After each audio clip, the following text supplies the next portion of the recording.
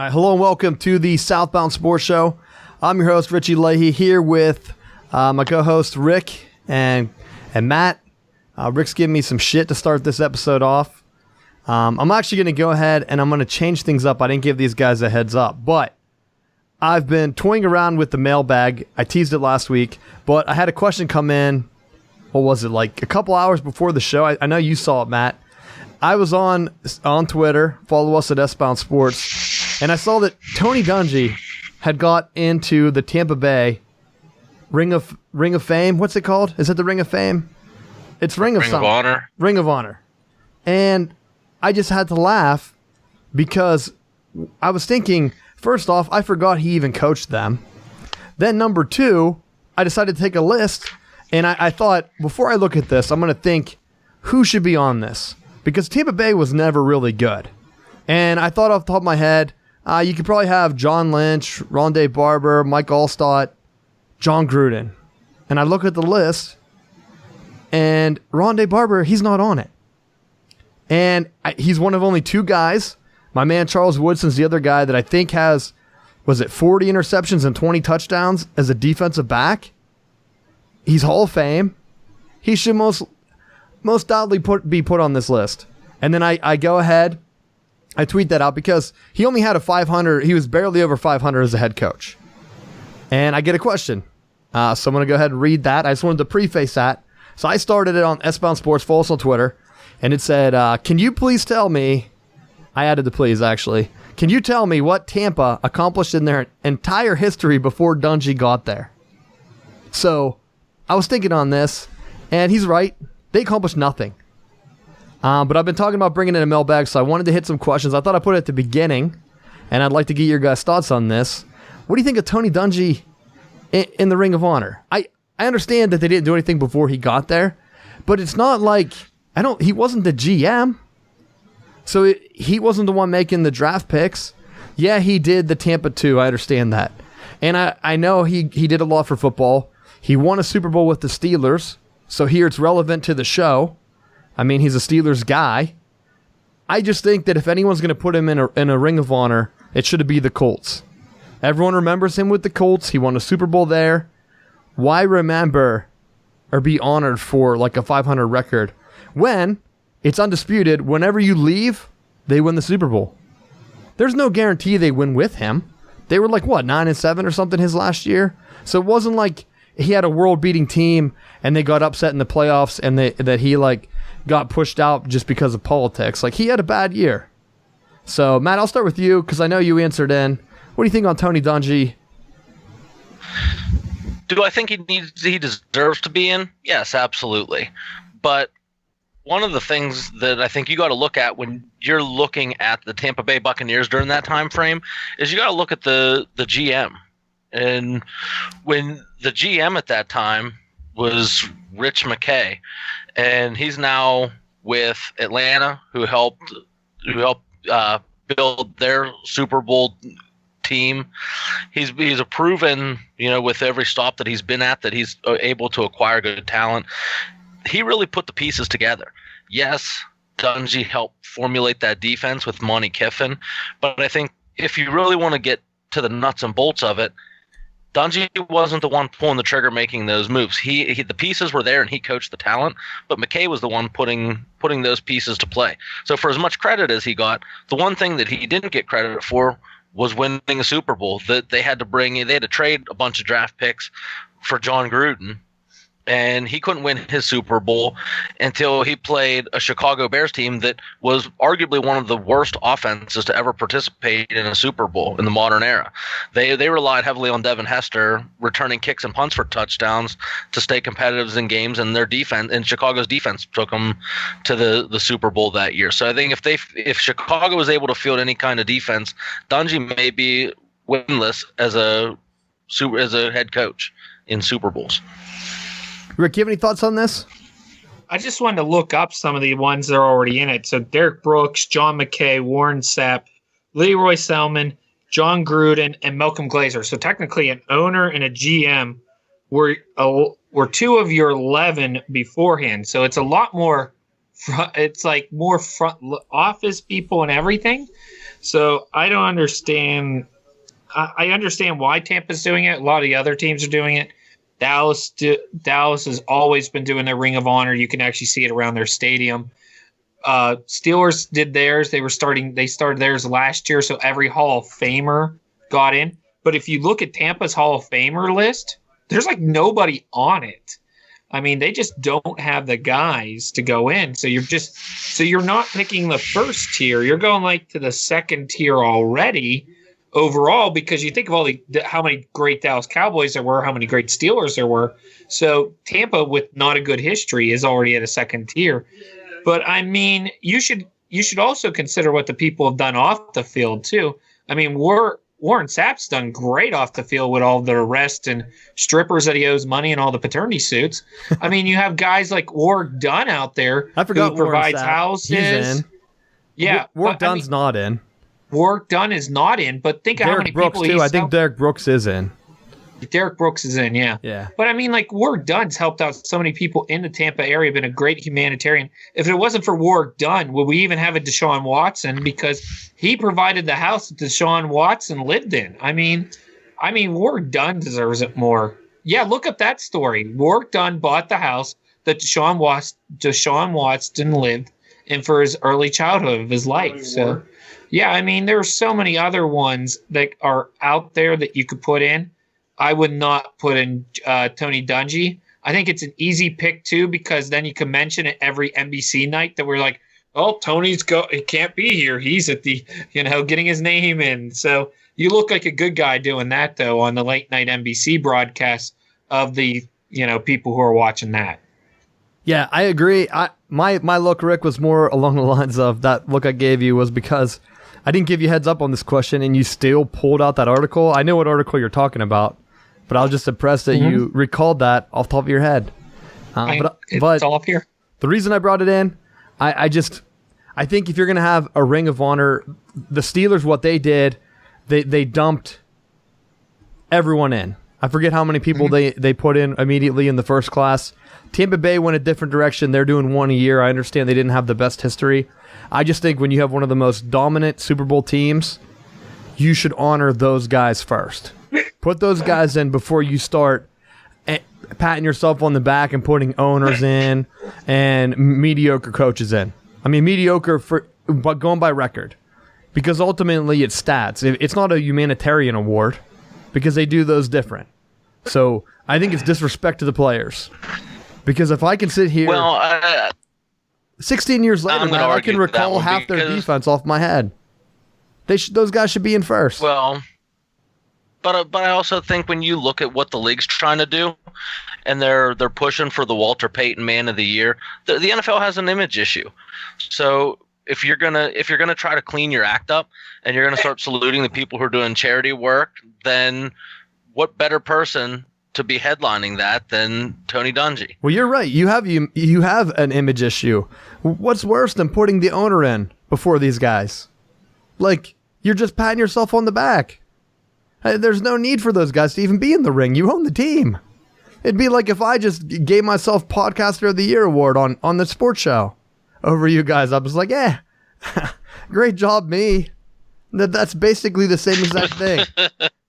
It doesn't make any sense. He gave it to himself, basically, or the next guy felt bad for him and put him in there. I mean, they're like kind of just like patting each other on the back. But I thought with Malcolm Glazer that it was because of him passing that they were putting him in as the late owner. I don't know. I still don't like. It's not like he's just like it's not like I'm giving himself an award. If he pulled the team out of the crapper from like where they started out at and got them to a level, he deserves to be in. He's just an owner, though. He's not out there doing anything. I understand that he pulls a string. Daniel Snyder's an owner. It'd be one thing if Daniel Snyder was putting himself in the Ring of Honor and he hasn't done anything. He wanted, at least the Glazer family won a Super Bowl. He acquired the pieces. He hired the people that he needed to hire to win a Super Bowl. If you do that, guess what? You get to be in the Ring of Honor. That's how it works. When you're a winner, you get to be in the Ring of Honor. When you don't win, then you just have to stand on the sidelines. Take your participation trophy. True that. But here's look at some of the names that people are in. Doug Williams is in, only played 4 years there. Some guy named Paul Gruber, who I don't even know who Paul Gruber is. Some guy named Jimmy Giles, who played for 12 years, was a tight end. I don't even know who these guys are. And you're going to put these guys in? Who made this list? What, do you donate money and you get on the list? It's like an honorary scholarship in your name? I mean, this is more corrupt than I think Little League politics. Jimmy Giles, Paul Gruber, Doug Williams. Okay, I know what Doug Williams looks like. I have no idea. Paul Gruber could be a short guy, tall guy, fat guy, skinny guy. I don't know. Jimmy Giles, don't know who these guys are. Jay, you sure it's not Jay Giles? He went ahead and formed a pop rock band? It could be Jay Giles. At least I know who Jay Giles is. I can at least tell you about Jay Giles. Now I have to click on Jimmy Giles Jr.'s Wikipedia page to learn about this guy. I don't even get it. He was a third-round pick. And he only played there 7 years. How is Warwick Dunn not in this team? I mean, I don't get it. Probably because they followed Barber. Richie's logic, and he went to Atlanta and continued his career, so he's banished from the Ring of Honor. He has to be in Atlanta's now. Yeah, but you'd put Doug Williams in? You put Doug Williams in, Matt? He should be with the Redskins. Brad Johnson won you a Super Bowl. I'm going to argue myself on that. But Brad Johnson at least won a Super Bowl. One more out. Yeah. Doug Williams should be in Redskins. I think that's what we're going to end this on. Same thing. I don't care, Matt. You can make fun. Some guys, I understand you can make it in two different teams. Like, I could see Deion Sanders in the Cowboys and the 49ers. He won a Super Bowl both. You don't even have to win a Super Bowl, but you should be, like, productive, not just, like, a mediocre. Like, Doug Williams he almost had more interceptions and touchdowns than as he played for the Buccaneers. So, at least go with the team you're successful in. But I'll use that as my high tempo since I went long. But I would like to bring in more mailbag questions. So if you're going to hit us up on Twitter. You can even comment on the Facebook.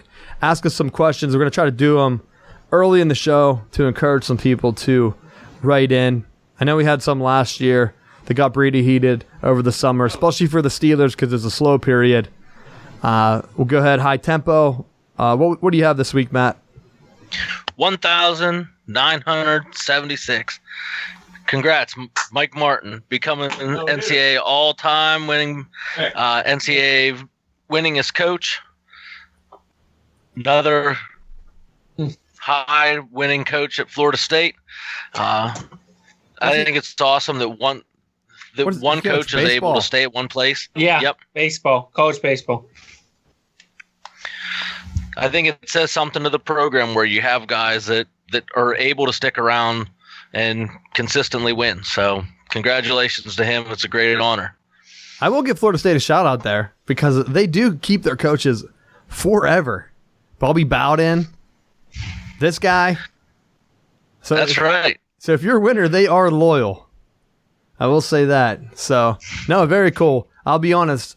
I saw some old notes show up, and last year this time, I think was it last year, Florida won the College World Series, and I thought, you know what, I'd actually rather have Florida State win that, Matt, because I see the graphic. Florida's like one of the only schools to win a national championship in basketball, baseball, and football. So it'd be nice to see Florida State do that to help out, because I don't think there's any ACC teams in that little ring there. So maybe one day.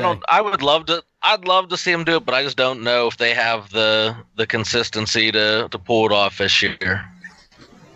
Well, we'll see. ACC's tough, so we'll have to see what happens in the tournament, and we'll definitely probably be talking about that as it comes up. Rick, what do you got in high tempo this week? I'm going to change mine because I'm just watching it right now on the TV that's actually to the right of me. Is James Paxton just threw a no-hitter, so that's the first no-hitter. So Seattle's left-hander in the rotation just threw a no-hitter, so that's the first one of the year. He did it in Toronto, so and it just happened. Yeah, and I think this is one of Seattle's first no-hitters away from Seattle's ballpark, too. It is the first one. So, but yeah, kudos to them. And their pitching coach, Mel Stottlemyre Jr., who's probably one of the most underrated pitching coaches. So kudos to them. So congratulations to James Paxton. So he does in his native homeland. He's Canadian, actually. So that's even something a little bit of a side note there. That's crazy because LeBron just threw a no-hitter in Toronto, too. So he follows that up with a great performance. Toronto must be feeling down on themselves. All right, let's go into, Steel City update. Feeling down on ourselves. Penguins, but we'll talk about them in a second. Steelers don't really have anything. It's gossip season. I saw all kind of stuff, articles being written about my man Ben Roethlisberger, and I'll be honest, I don't like it. I don't care. I guess a guy on the 76ers said that he used to be a big fan until he met Ben Roethlisberger, but he was a jerk. This happened after the Super Bowl, so like a decade ago, like the first one. I'm thinking, why is this in the news? Why is this showing up in my news feed? So it's gossip season for the Steelers. So we're not going to really be talking about that kind of garbage. But I will we'll start doing some breakdowns here now that the Penguins are eliminated from the playoffs. And so look for some more Steeler content in the coming weeks. We'll get into the meat of it, not so much the gossip side. I actually didn't put it as a topic. I'm going to mainly hit on big topics if you're watching the video stream. So instead of just having the same exact topics on every week, I'm going to try to mix it up and rearrange how our setup is. So if you have any comments on that, send me some feedback. You can leave a comment on the video or send us a tweet or whatever. For the Pirates are still hanging in the positive. They're 1.5 games back as of right before we started this feed. Cardinals are in first. We already know that we already know that they swept the Cardinals, Matt. Could you imagine how many games back they would have been if the Cardinals would have won a game or two in that series? That cream just rises to the top. There the Cards are, back where they rightfully belong, in first place. Well, let's be honest. Did you really think the Pirates are going to be able to hold on? They're like the Titanic. We're just waiting for it to slowly drift into the abyss. The Pirates are in first place, and they had guys showing up at the stadium wearing shirts about how the owner sucks. So you knew it was going to fall back down. You can't have that kind of karma going early in the year. But I'll be honest. Maybe if Nutty just puts himself in the Ring of Honor, he could. They would draw more ticket sales. And I would love that show because I'd be sitting here listening to you defend them. Well, yeah, they did make it to the playoffs that one year. First year in 50 years, he deserves to be in there. Man, low bar. All right, Rick, you have anything on the Pirates or anything? Cardinals are looking very desperate at this time. So, I mean, Reyes injured, Wainwright injured, Molina injured. So, I mean, just injuries galore. Cecil's still injured. Dominic Leone won their prize. Bullpen guys injured. I mean, just injuries galore on their team. And that's what happens when your team gets older than dirt. And I think old age is finally catching up to a lot of these guys who are somehow staying away from it. So, I mean, Matt Carpenter's underachieved so far this year, too. So I don't know about the Cardinals any much, but I like the Milwaukee Brewers a lot more, a younger team that actually has some firepower. So when they get Zach Davies back and Jimmy Nelson back, I think that team's going to be the one to watch out for. And you still got to look at the Pirates. They're plus 13 runs, right? They were 4-4 in the fourth inning. So, the Pirates are going to play some bum teams coming up here. Padres are on the schedule. They're playing the White Sox now, so they could beat up on some bum teams coming in. So I still like the Pirates a little bit. I don't know why it is, but I like them. And if they get Josh Harrison back here soon, Joe Musgrove just did a rehab start on Monday, and he looked fantastic in his 4 innings that he pitched. So, but I'm still liking the Pirates just because Cubs pitching staff is not as good as we thought, and they can't hit. St. Louis is getting injured. Milwaukee's still looking good, and Cincinnati's just an abomination. Again, Brian Price, and I can't even think of the pitching coach's name, but they're god-awful. They look like guys that hang out, Trey Ragazzi, that are sitting next to Tally while they're telling stories about them seeing Iron Maiden in 1977. And they're completely wasted and falling off their bar stools. True story, that happened. True story. But, while he's showing his battle wounds. But, still liking the Pirates for now. We'll wait and see what happens in a couple weeks. All right. Well, it's time. The Penguins. I'm going to go ahead. Hold on. Before you leap into that, I hope Molina has a quick recovery. He took 100+ mile-an-hour fastball to the groin and needed immediate emergency surgery. So I hope that he is recovering quickly from that. They said he's going to be out a month. I think that's like a super fast recovery. If you take a heater to the groin, definitely I hope he recovers quickly from that. Wait, and the catcher, how did he get hit in the groin? Foul tip. Foul tip? He should wear a cup. Yep. It was more of a leg area. I would hope so. Like the inner thigh. I'll find the video and I'll put it up on our Twitter. But the thing is, with Molina, he was the guy who called all the pitches. He had everybody memorize everybody's hitting charts. You're now going to depend upon a AAA catcher and Kelly to try to call the pitches. He doesn't know the major league hitters. He's only the September call-up guy. I mean, I think it's going to be tough for them to make those calls. So, and one of your pitchers in your rotation was last year. He's pitching in Japan somewhere. So, I mean, you got guys that aren't used to the major league hitters. So, I think it's going to be tough. I think that's it for the Cardinals talk on this. Jeez.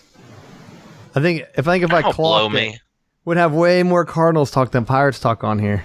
And they're only 1.5 back. But I'll be honest, I don't want to talk about the Penguins right now either. Capitals win in 6 games. First time a Washington team has advanced to a Final Four in a professional sport since I think the Capitals did it 20 years ago. And I'll go ahead and beat around the bush here before I get into it. NBC, I know, Matt, I'm harsh on ESPN. You always say that I shouldn't just talk trash on every network on here. But I'll say I respect ESPN for the broadcasts that they do. They actually do a great job with the shows, even if I don't like some of the commentators. I won't be, like, if they're going to show a Michigan football game, I'm not going to be mad about it. Just put it on mute if it's someone I don't like. I know they're going to have a great presentation. They won't be messing up camera angles and other stuff. And I saw just some of the bad presentations by NBC. It has to hurt hockey. There's no way around it. It seems like some of the guys don't know the rules. So and I assume a lot of people watching don't know the rules. And so if you're sitting there listening, you think like other things should be happening, like shot to the heads aren't penalties or hooking high sticks. It's just weird to watch the games if you know what's going on. And I saw a lot of people on Twitter blew up, and this is what caused me to bring it up. NBC just jumped when the game went to overtime last night. NBC just jumped into showing the Predators, and who did they play? Winnipeg. They're playing Winnipeg. No transition, nothing. Not like, hey, like ESPN, normally they'll even put up, you're watching the Penguins game, but we're doing a live look. In at this other game, nothing. So of course my phone's blowing up because I'm watching the feed on Twitter, and I'm like, oh god, it's all these people that they don't know what's going to happen with the Penguins game.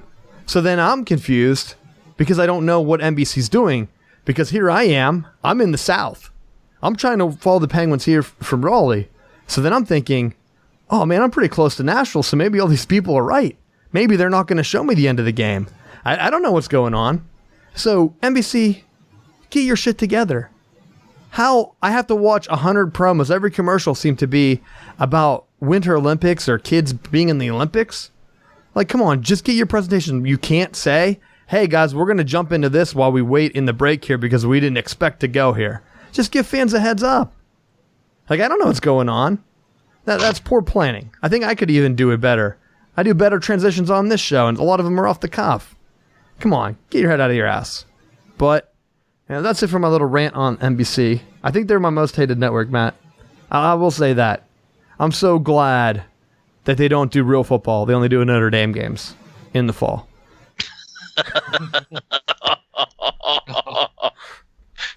So, I'll start with you guys, Matt. What are your thoughts on the Penguins?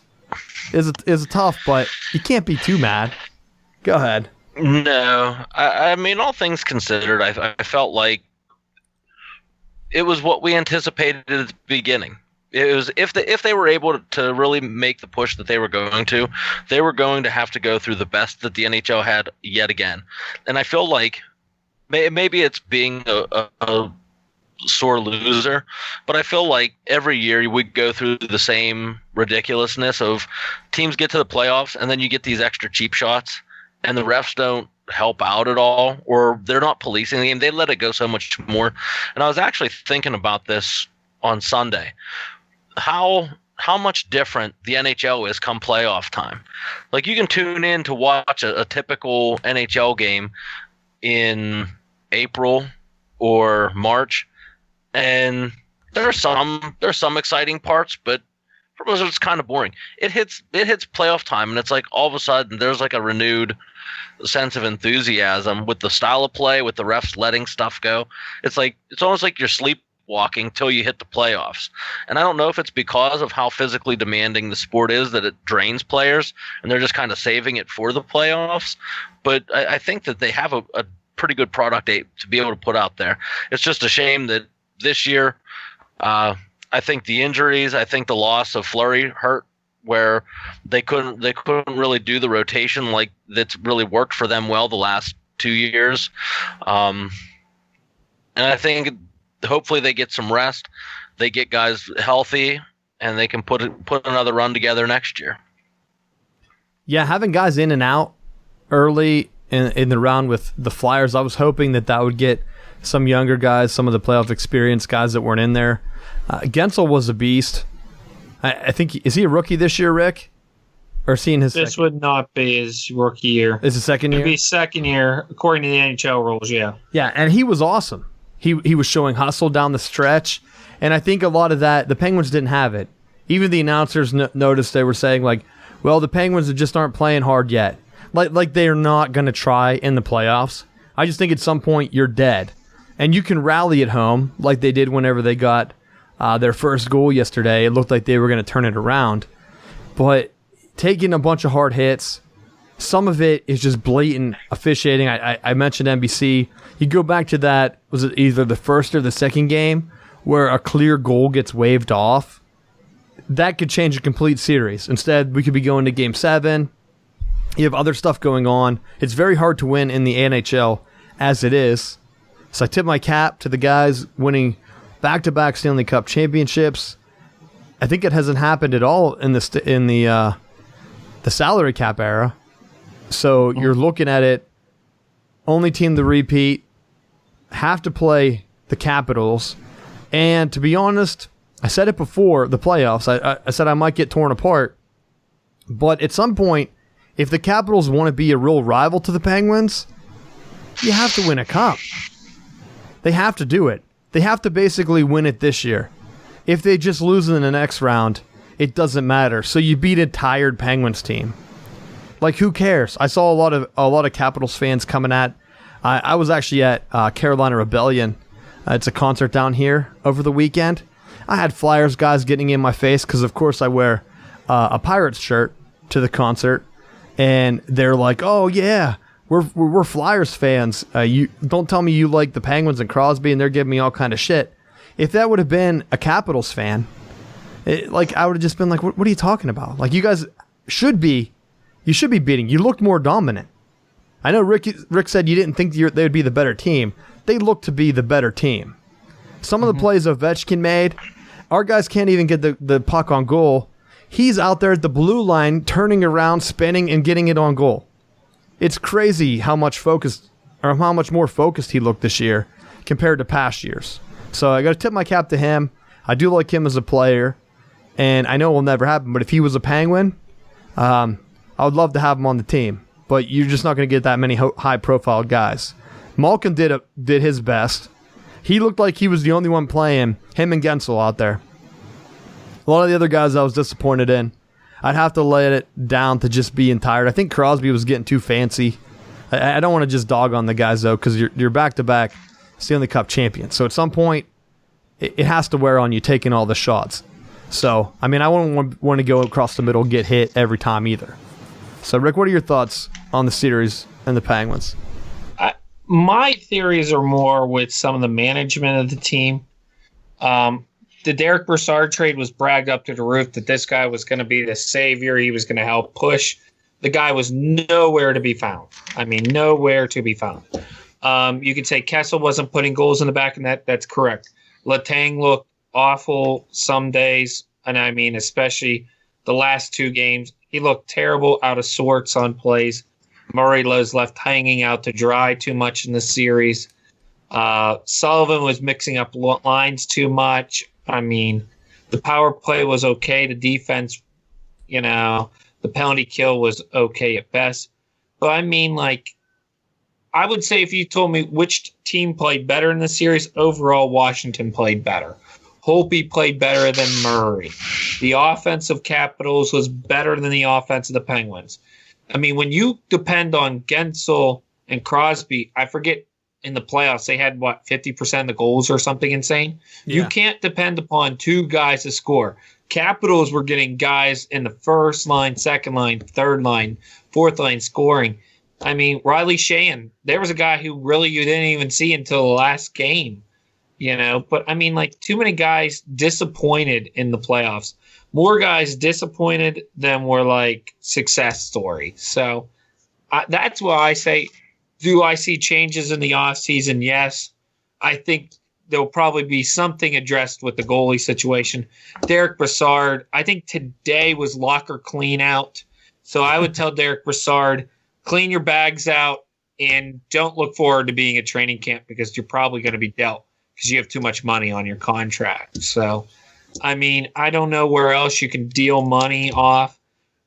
Do you keep Phil Kessel? Do you keep Letang? Do you keep Brian Dumoulin? I think these are all questions in this offseason that you've got to figure out because you don't have a draft. You traded away pretty much most of your picks. So your draft isn't there. So you got to figure it out because now the Capitals are better than you. And I will say this. I'm going to say Lightning in 5 games the next series. I still have Vegas winning technically on my hockey draft where I had the teams. I had Penguins versus Vegas. So I'm still taking Vegas.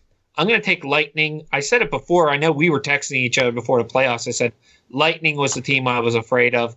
They demolished the Bruins, so they made the Bruins look bad. And, I mean, the only Bruins news you heard was Brad Marchand likes to lick people.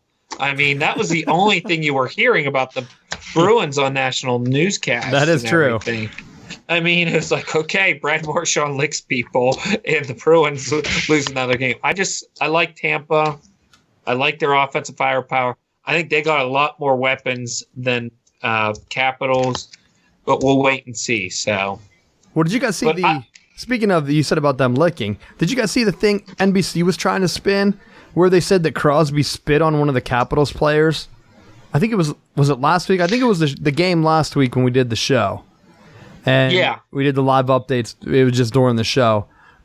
He was nowhere near spitting on that guy. It seemed like it was like the Zapruder film. It reminded me of Seinfeld. When they're reenacting the spit, because he got his head yanked back, but there was no spit come out.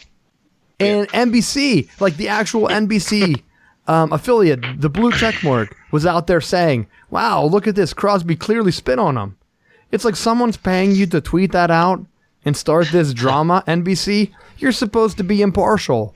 You paid the NHL millions for these rights. Instead, you're picking on the best player of this generation? Give me a break. And it wasn't even a clear spit. I could understand if you spit on him, but you don't think the ref would have saw that? They're right there, Brett, pulling him apart. So, well, no, because they couldn't tell an obvious goal, so obviously they needed NBC to tell them what's going on in their own game. Very true. And here's the other thing. Anybody who's played hockey, you don't feel spit as much, but if I take my sweaty glove into your face, that's going to be a lot more disgusting than spit. I mean, you take your sweaty, hands or especially when you get to those piles and scrum and everything, and you see a guy push with his glove to somebody's face, 100 times worse. And those gloves smell awful. Awful if you've ever smelled like the NHL gloves or anything those players have. They are awful. But trust me, if anybody who played hockey knows there's a lot worse things than that. So, I mean, stupid. It's NBC causing drama, which they always do. If you watch the NBC morning shows, you'll know the same exact crap.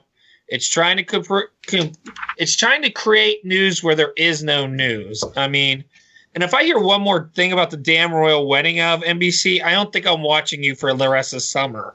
I mean, geez. I'm surprised they didn't bring that up during the NHL broadcast. Please watch us. We had the royal wedding. I'm just surprised that they were all focused on that when his head like snapped back. What about the guy tugging on his horse collar? That's a horse collar in football. Like, you can't do that. You strain your neck. No, but you could go kill somebody with an elbow to the head, and 8 NBC guys were like, nope, that was all shoulder. Nope, I saw it with my own eyes. It's like, and the one guy's like, yeah, I played hockey. He was like, almost like he was leaning into it with his face. Yeah. I leaned for the headshot. Yeah, I'm gonna duck into this one. Like, that's what gets me mad. It's these old garb of NHL guys who played in the 60s and 70s, and that hockey style died. And it's not going to make money nowadays. You got to run a clean physical game. And here's the thing: you look at the markets that are winning hockey right now. I looked through the first 2 rounds of the playoffs. Penguins is the number 1 hockey in market for hockey. You just lost your number 1 because they're gone.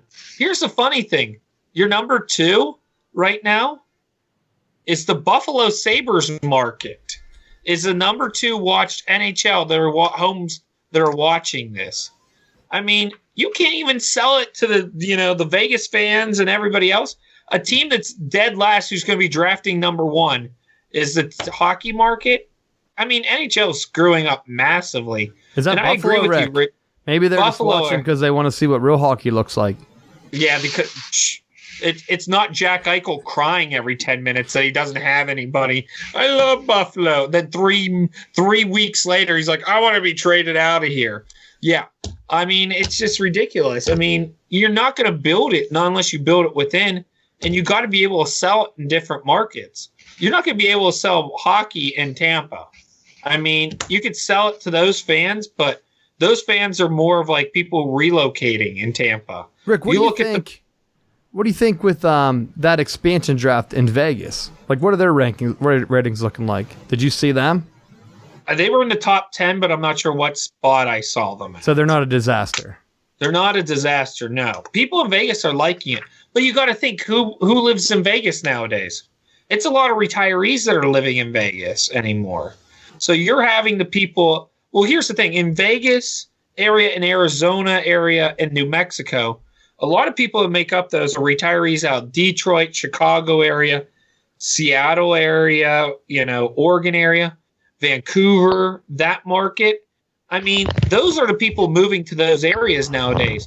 So if you were going to go buy a ticket in Las Vegas or Arizona for a regular season game and Vancouver's playing, it's sold out, but it's people with Vancouver jerseys. Or if you go there when it's Chicago playing, those games are sold out and it's all Chicago people. It's like a home away from home for those people. So it's like people out of the north always retire to Florida. People out of the Midwest and the West retire to Vegas, Arizona, and New Mexico. It's a different theory on the other side of the country. Yeah, well, I just didn't want them to bomb like Arizona did and some of the other like western or southern markets if you look at it like Atlanta. And then they end up having to move the team anyway. And it's just people bidding against Canadian cities, which is what it always turns out to be. Yeah, and they'll be good as long as they win. But that's the thing. How long is this Vegas team going to win? How many years more does Fleury have? 3, 4, 5? Well, looking at that, what do you think for the Penguins? Do you think if there was no expansion draft last year, how different would our roster have been? Probably couldn't get Brassard. If we still had Fleury under contract, and Fleury may have went somewhere else for a better deal than a second-round draft pick. Who would have more assets, basically. Correct. I mean, you probably would have got more out of Fleury. You would probably been able to trade him somewhere. Probably Arizona got Netin Ratna out of... They got him from where? Rangers. So, I mean, you could have probably put a better deal to Arizona for him. I mean, there's other teams that need a goalie or not coming up. Vancouver could have been a spot.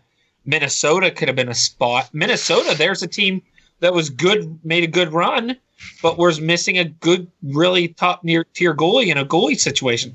I mean, you could have traded him a couple. Carolina could have been another place. He would have definitely been better than Cam Ward.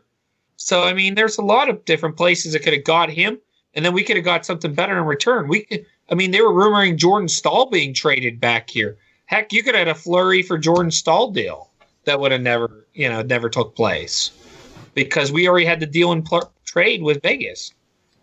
Yeah, I think that perfect storm of events with the expansion draft, I think all of that stuff really hurt the chances for a three-peat.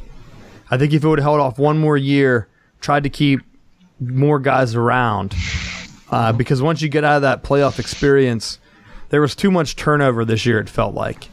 In past years, it didn't feel like that going into the playoffs. And the Capitals, you got to give them credit. Like I said, Oshie and Ovechkin looked way faster than anyone the Penguins had.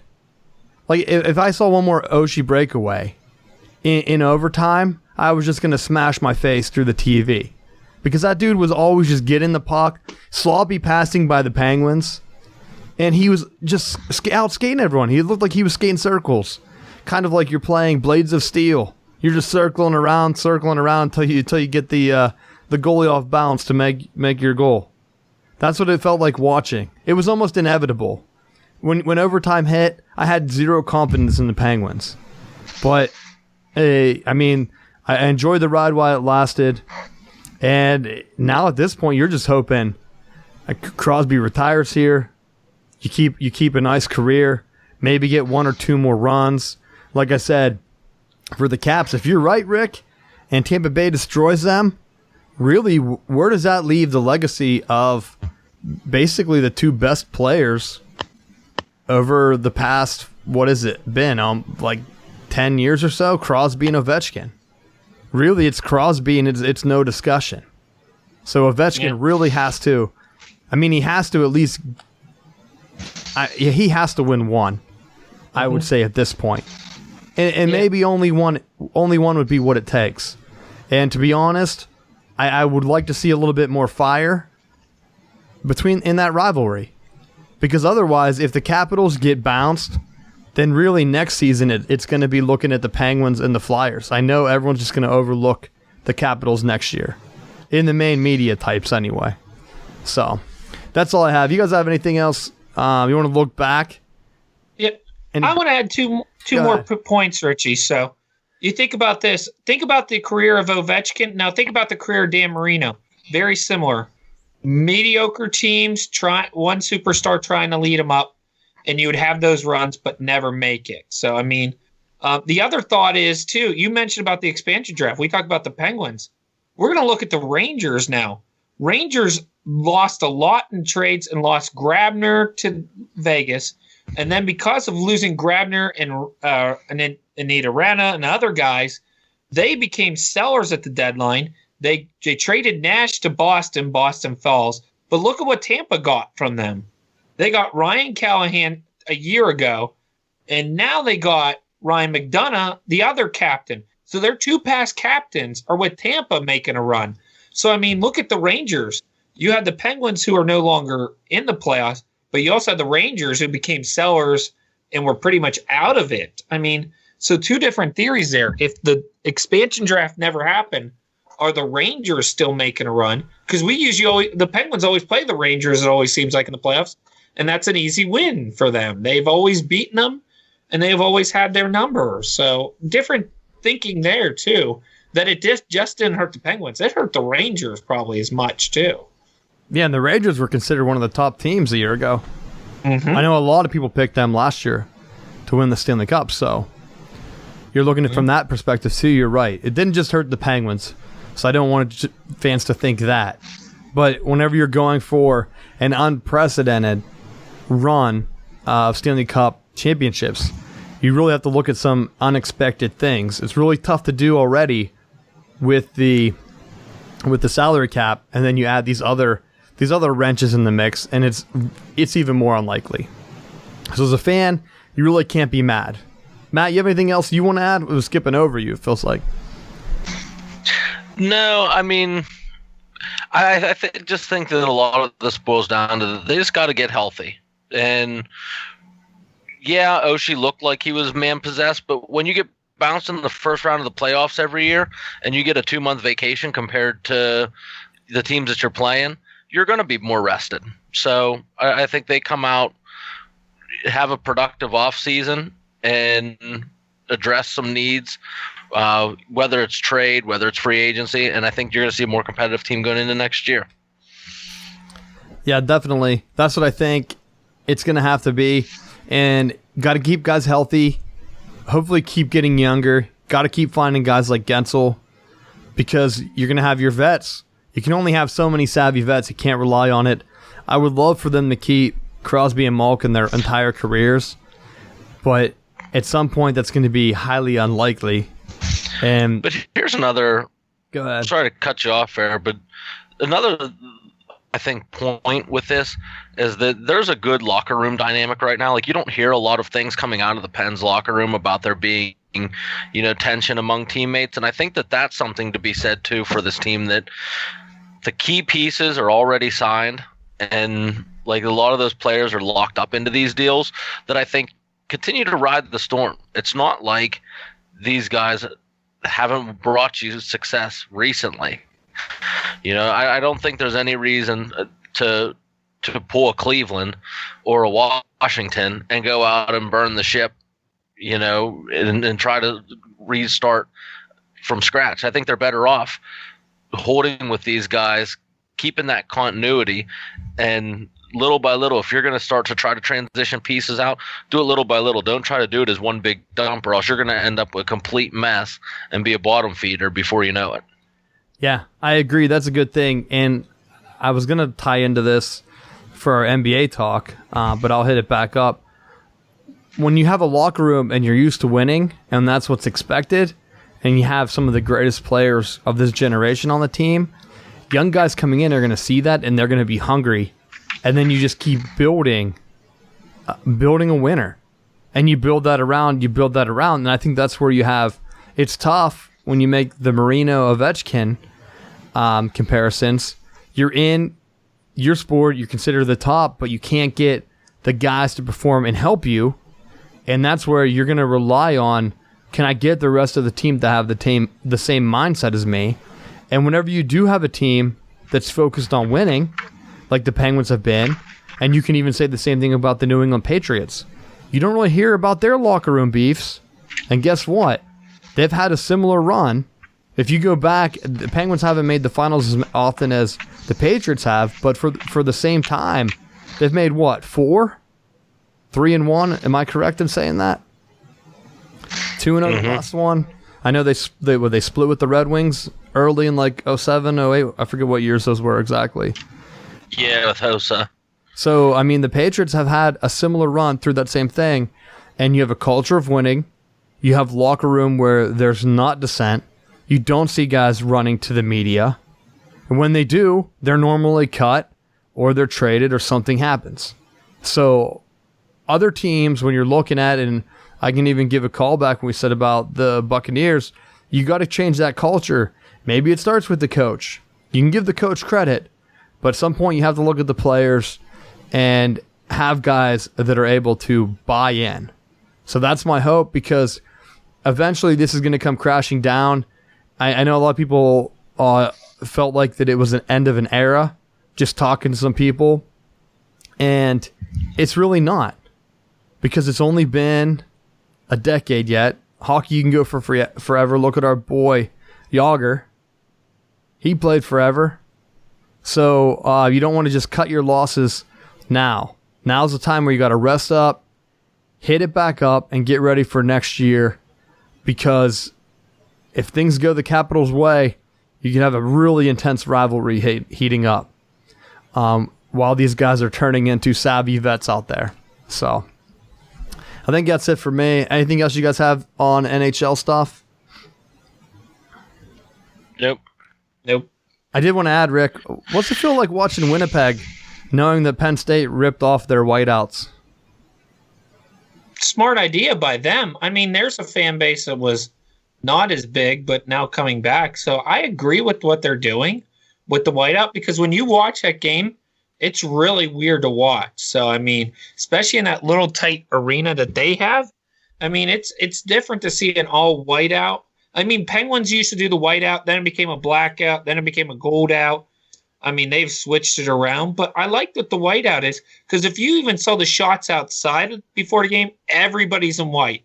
It's a concept that the fans are buying into. Well, Rick, so I like it. It's everybody. I might have phrased that wrong, but Winnipeg started the whiteouts. They started everything. I know. That's why their fans are all in. They bought in because that was their thing back in, I forget what year that was. Was it like 98 or something? And then Penn State said, you know what? I think that's a good tradition because our fans are, just sitting in, they're squeezed into those 1 foot wide chairs and they're not really excited to be at the games. Have to walk across 18 fields to even get to your seat. So they stole the whiteout idea. I just wanted to give a shout out to Winnipeg, Really tough to play whenever you have passionate fans like that. Penn State wins too. They do win. All right. Our coach doesn't look like he's coming from the men's Dockers ad, so that's a good thing. Oh wait, yeah, you weren't here last week. What happened to Franklin? Yeah. I had the stats. He hasn't been recruiting. Yeah, he hasn't done much. Usually we're like 4-star promises. Don't worry, we got Micaiah Parsons this year. He'll be around for a solid 2 years because he has to go raise. He's a father now. I mean, so he'll be around for 2 years until he goes to the NFL draft. I mean, Barkley had a kid. Parsons has a kid. It's in the water, I guess. Did you see the Barkley thing where when he got drafted, the lady said, "Do you want to give a shout out to your girlfriend?" He did not want to give her a shout out. I saw that. So I was like, oh. Okay. The most uncomfortable thing. It's like, I wonder who gave her that line. It's like, dude, just let the kid have his day. But I guess if that's Penn State's strategy, have the kids start families, they'll stay forever. I guess so, Or drink it away, Kerry Collins style. And Brett Conway. Can't remember who else was a part of that group. But those are definitely two of the captains there. All right. Sticking in Pennsylvania, going with the 76ers. Talk about winning. Sixers pulled one out. When was it? Last night? Yep. I get my days mixed up. I actually thought last night that I was going to have one exciting game and then one depressing game, which I assumed the Celtics were going to lose, but then I thought the Penguins would win and force a Game 7. But it was depressing all around for me. Celtics, though, I will say this. I'm so tired of hearing the same analogy when people talk about Brad Stevens as head coach, because I saw it by 3 different guys again this morning. They said, Brad Stevens is out there playing, it looks like he's playing chess while every other coach is playing checkers. They've been saying that since he was at Butler. It's like, come on, guys. I know the NBA guys are just coming around on him being a good coach. He's been a great coach. He took Butler to back-to-back national championships. How many other coaches could do that? Like, the guy's a ridiculous coach. We get it. The Celtics have a bunch of guys out. He's still winning. Like, it's great. But I wanted to ask you the question, Matt, because it's a big contention. I've seen some people arguing about it. Do you think the culture the 76ers have is starting to come back to haunt them? Because you're looking at 2 contrasting styles here. For 4 years, the 76ers organization basically told their players, hey, we're going to lose and we're going to get better draft picks. And now that they're in the playoffs, they can beat another team that doesn't have much experience. But now up against the Celtics, they're getting punched in the mouth. And on the other hand, the Celtics, they've been winning no matter what. When Brad Stevens got there, they've been playing to win.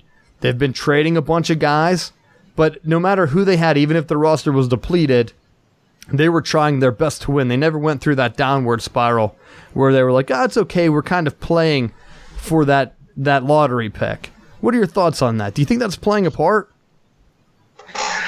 I don't think per se that it's playing a part, but one of the things that I do think is factoring in right now is the age. And I know we've joked around a little bit about Al Horford. My man Al Horford. But honestly, he's playing out of his mind right now. And it's to Boston's credit. You have a savvy veteran. He's getting the rookies to make key mistakes. In Game 3, the Sixers gave it away. They had the win, and all they had to do is just work the clock, and they turned the ball over. Boston gets the shot that forces it into overtime, and in the extra frame, they just took over. There were so many little things that if you were a junior high or a JV basketball coach, you would lose your mind over, like fundamentals of like not paying attention where you're passing the ball. Like those, you can't turn the ball over at any level of any sport. They kill you, and it's coming back to bite the Sixers. I think they're a young team. I think they're definitely in an uphill battle right now to try to beat Boston. I don't know that they have it in them, but what I do think is that use it as a learning experience. And the one thing that I hope is that they don't go into the offseason and think that they have to sign LeBron James or aggressively pursue him to make this a championship team. I think if they stick with the pieces that they have and allow that to gel a little bit more, I think those guys being on the same page and playing together another year, you're going to reap the benefits of that. Almost like what you saw with San Antonio, where they kept that same relatively consistent unit, and they held that side of the conference down for what feels like ever.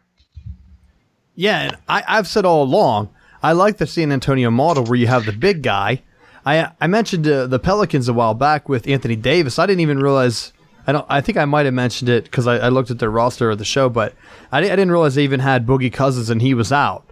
So if you have like big guys like the Sixers do with Embiid, you can go ahead and dominate in a league where it's small guys because those guys can eat up space. Look at how the Celtics are relying on Horford as a vet.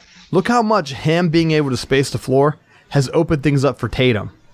Tatum came out of nowhere. Absolutely. Everyone was dogging that pick. And I don't think he explodes without Horford. And that's just being honest because games 2 and 3, who had the ball at the end of the game? They gave it to Horford. Would you have expected him to get the ball at this point?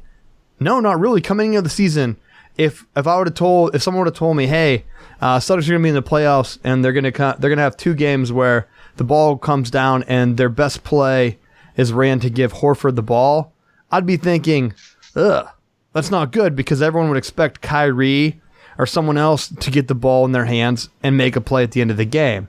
But Horford, he's been stepping up. He's paid his dues. He played with the Hawks for how long? And the Hawks never really put together that core guy. And I'm happy for the guy because he puts in work. He's classy. Like we said about the NFL having that issue with their public-facing guys, like Horford's a class act. There's nothing better for the NBA than to have guys like him having success. And I'm just looking at it. It's going to be tough no matter what happens. I don't see the Celtics losing 4 games in a row. It's 3-1 right now. They only have to win 1 more. But now comes the next step. They have to play LeBron. And LeBron tore through the Raptors. I think the Raptors are overrated, though. Like, I don't know how the schedule works out and the divisions where they might have an inflated record. I don't know if that's the case. But for some reason, they couldn't match up when the Pacers took the Cavs to the wire. So, do you think there's any chance that the Celtics, or if the Sixers do win, that they can make the NBA Finals, Matt, and beat LeBron? I think it's doable. I think the cracks are there. If Boston keeps playing the way that they are, I think they can play with just about anyone right now. Giving credit to Stevens, I mean, with him drawing plays off of timeouts and things like that, they're getting really good looks. Boston's playing really unselfish with the ball. They're spreading it out. They're wearing guys down. I think they have a shot at it. I don't think it's the best shot, but I think due to the injuries and how banged up the rest of that side is, I think it definitely is going to be an uphill battle. I think it comes down to who's going to guard him. Is it going to be Jaylen Brown? And is it going to be every year? It seems like there's always one guy in the East where he's the next LeBron or he's a LeBron-style player, but younger. And is he able to shut him down? Or are they going to try something crazy and double team him? Or what are they going to do? Because I think that's how you beat the Cavs. If you shut him down, then you have someone like Kevin Love that can hurt you.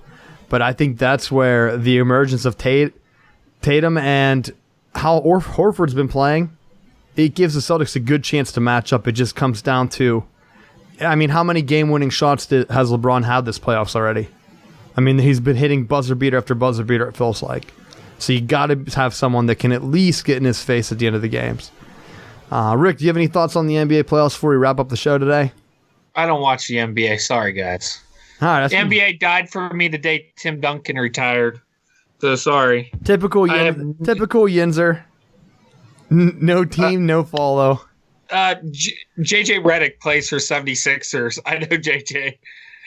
And I'm happy to see Joe Johnson still in the NBA in year 16. I mean, great work for him. That's 16 years of paychecks. That's awesome. If I could do that in NBA league minimum salary, that'd be awesome. It's the Duke difference there. Tatum, JJ Redick. So true. Right. I mean, Manny Ginobili, that's who they need, man. Spurs, I know the Spurs for years. But that's the thing. At least with the Spurs, you always had a good core. I mean, NBA teams, they don't stick with that core. So I don't know why they don't do that more. But I agree with Matt. You got to get a core and you got to stick with it. Well, that core. JJ's probably your easy pick. If you're looking to improve a spot, he's probably the guy out because he's old and he's not getting any younger. Well, that core was developed whenever they had David Robinson teach Tim Duncan. Like, that was just freak. Like that they even had those two guys on the same team. Well, remember, David Robinson got injured that year. Yeah. So that's how they were able to get the pick because it was almost Robinson like they tanked before tanking was cool. I forget what that was. No, he was out on a legit injury. Did he rip up his knee that year? I want to say he ripped up his knee that year, like ACL. Yeah. Well, that's where you're hoping where a guy like Tatum can learn from Al Horford or someone similar. Because that's what Anthony Davis hasn't had. Even though as great as he's been, he hasn't had that mentor that can teach him in the game. And I think you really need to have a guy like that. So, agree. 76ers are all learning together. That's a different way you can learn, but you have to have that core group together. When their salaries come up, these guys are going to want max salaries, and that's where they're going to have to decide, are they able to talk these guys into taking less to keep them together, or are they going to have issues like the Celtics did when their big three, when Ray Allen went to the Heat? Like, are you going to be able to keep them together, or are they going to have issues and you're going to lose one or two of those key guys? Got to keep them together. Got to have unselfish guys like the Spurs. That's basically what it comes down to, because it helps you sign guys like Kawhi Leonard to longer-term deals and to keep your run going. So, final thoughts, guys. Matt, you have anything this week? Nope. Rick, what about you? Matt Harvey got traded today for Devin Mesoraco in 2 big money deals. So if you're looking for a local story, that would be Punxsutawney's own Devin Mesoraco. So got traded. Like I said, James Paxton threw the no-hitter. So, I mean, and the thing is, and boy, do I hate Steelers stories too. I agree with you. Mason Rudolph is going to be a Steelers starter. Get used to it, Ben Roethlisberger. There's a reason why he was picked in the 3rd round. It's like, and I love it that 2 Oklahoma State guys who already know how to play in Heinz Field are already there, because Pitt was so great. They got destroyed by those guys. What was it, 28-0 the first half? So, I mean, congratulations. They picked 2 guys who know how to score big at Heinz Field. And on that note, after 2019, Pitt and Penn State will not play again at least until 2030, because Penn State and Pitt can't agree on a contract. So, congratulations. Penn State does not need Pitt to sell tickets. Pitt needs Penn State to sell tickets. Wait, how many times have they played? They're going to play a total 4 times, 2 and 2. So this is year 3. Oh. I didn't know if they were only playing 2 and it was split. I thought that would be funny. No, it's 4. So it's Pitt, Penn State. This is the Pitt year. And then we get one more Penn State in 19. So Pitt only has to win one more is what you're saying. No, Pitt needs to sign a deal with Penn State and pretty much kiss, everything they got on. If Pitt wins one more, they're 500. If Pitt wins one more, they're 500, Rick. Hey, it's all about money. It's not about wins. Let's be honest. It's about wins. NCAA football. It's a little bit about money. Wins. It's a little bit about wins. Money. Wait. You were to say when it talks about it's about bowl game kept win. them out of the. It kept them out of the the playoffs. Yeah. Sour grapes. That's again. And why do you keep? Why? Okay. The main reason that matters is because those were the big money games. Man, How can money? How can they schedule Pitt when they have to get that Akron contract in? I know, Akron, Temple, all the MAC schools. They have to play Temple. You know how big of a rivalry that is. Army's on the schedule. Army, yeah, jeez. I will say, since you brought up Oklahoma State, dude, NBC, if I see one more golf commercial on Oklahoma and the Oklahoma State golf rivalry, that's not one of the biggest college rivalries. I never even heard of that. They showed me that commercial at least 20 times yesterday. So good riddance, NBC. Oh, with you saying that, I do have an earlier point to bring up. The night that Martin went for the NCAA record, ESPN played some random like junior college game on the main network. Like the all-time record goes out, and there's nothing. You got nothing. Come on, you can do better than that. And that's the ACC. They own all the rights, so they could have played that no matter what. Yeah. Yeah, I mean, dumbass. Come on, it's just stuff like that just makes me go crazy. But that's it. If you have any other feedback, send them to us. Like I said, we're gonna make the mailbag. We're expanding that on the show, so hit us up. Follow us on Instagram and Facebook, Southbound Sports, on Twitter, Sbound Sports, and we'll see you guys next week. Thanks for watching.